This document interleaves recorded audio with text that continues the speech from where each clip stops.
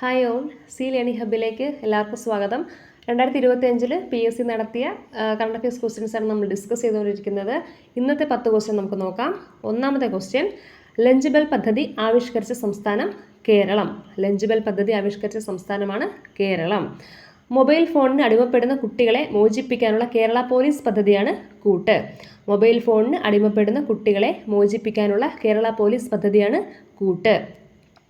സ്ത്രീകൾക്ക് സർക്കാർ ബസ്സുകളിൽ സൗജന്യ യാത്ര നൽകുന്ന പദ്ധതിയായ മഹാലക്ഷ്മി സ്കീം നടപ്പിലാക്കിയ ഇന്ത്യൻ സംസ്ഥാനമാണ് തെലങ്കാന. സ്ത്രീകൾക്ക് സർക്കാർ ബസ്സുകളിൽ സൗജന്യ യാത്ര നൽകുന്ന പദ്ധതിയാണ് മഹാലക്ഷ്മി സ്കീം നടപ്പിലാക്കിയ സംസ്ഥാനം തെലങ്കാന. സർക്കാർ പൊതുജനാരോഗ്യ പദ്ധതിയായ കാരുണ്യ ആരോഗ്യ സുരക്ഷാ പദ്ധതി പ്രകാരം ദരിദ്രരും ദുർബലരുമായ കുടുംബങ്ങൾക്ക് ചികിത്സയ്ക്കായി പ്രതിവർഷം അനുവദിച്ചിട്ടുള്ള തുകയാണ് 5 ലക്ഷം രൂപ.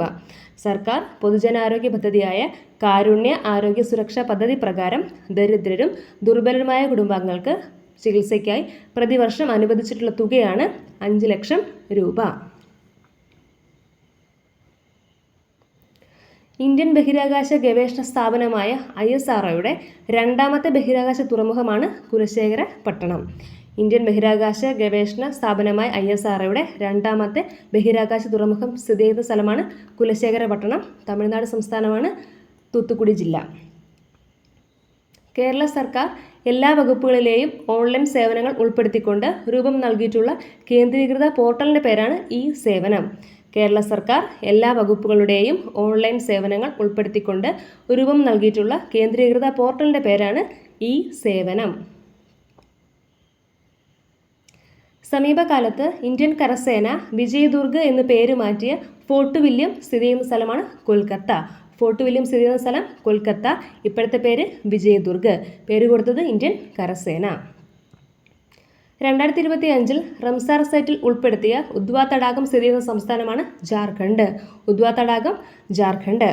ഇപ്പോൾ ഉള്ള റംസാർ സൈറ്റിലുള്ള എണ്ണമാണ് 91.